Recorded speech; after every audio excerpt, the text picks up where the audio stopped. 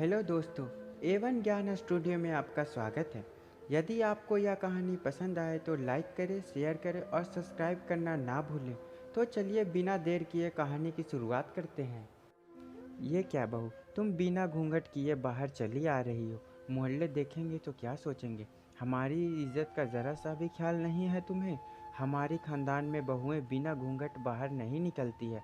कितनी बार समझाया है तुम्हें, पर तुमने तो सास की बात ना मानने की कसम खा रखी है। तुम्हारी माँ ने तुम्हें सिखाया नहीं कि ससुराल में कैसे रहना है। निकिता के घर में आते ही सास शोभनाजी ने हमेशा की तरह तानों की बौछार करनी शुरू कर दी।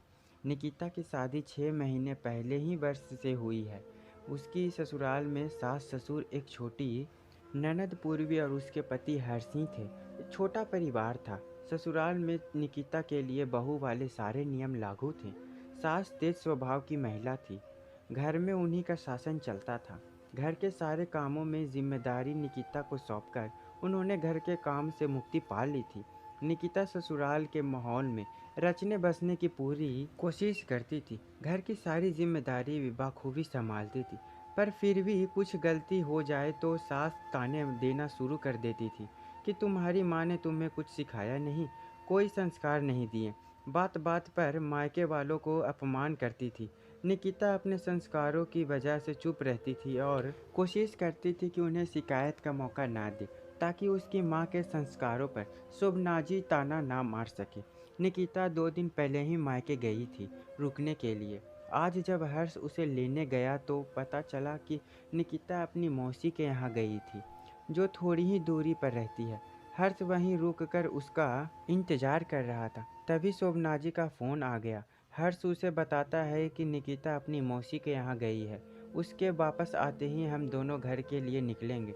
यह सुनकर शोभनाजी का गुस्सा 7वें आसमान पर पहुँच गया कि बिना उसकी इजाज़त के वह किसी रिश्तेदार के यहाँ कैसे चली गई। फ़ोन पर हर्ष से न जाने क्या बात हुई कि हर्ष निकिता को लेने उसकी मौसी के घर पहुँच गया। वो बहुत गुस्से में था। वहाँ जाकर वो बहुत निकिता को भला बुरा कहने लगा और बिना बताए मौसी के यहाँ आने के लिए डांटने लगा और तुरंत ही वहाँ से चलने को कहा।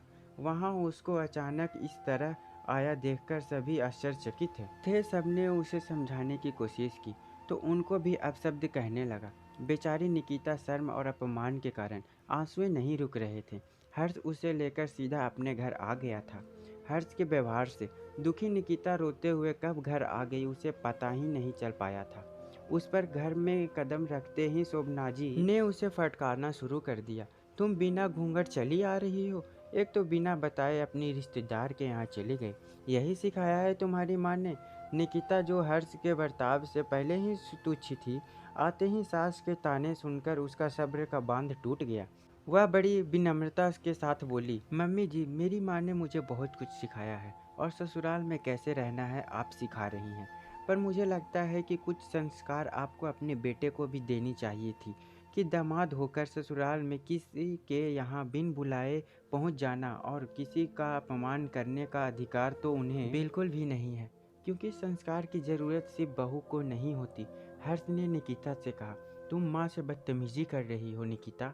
मैं माँ से बदतमीजी नहीं कर रही हूँ, बल्कि उन्हें बता रही हूँ कि जिन संस्कार की उम्मीद वे अपनी बहू से रखती हैं, उनके बेटे में भी होनी चाहिए।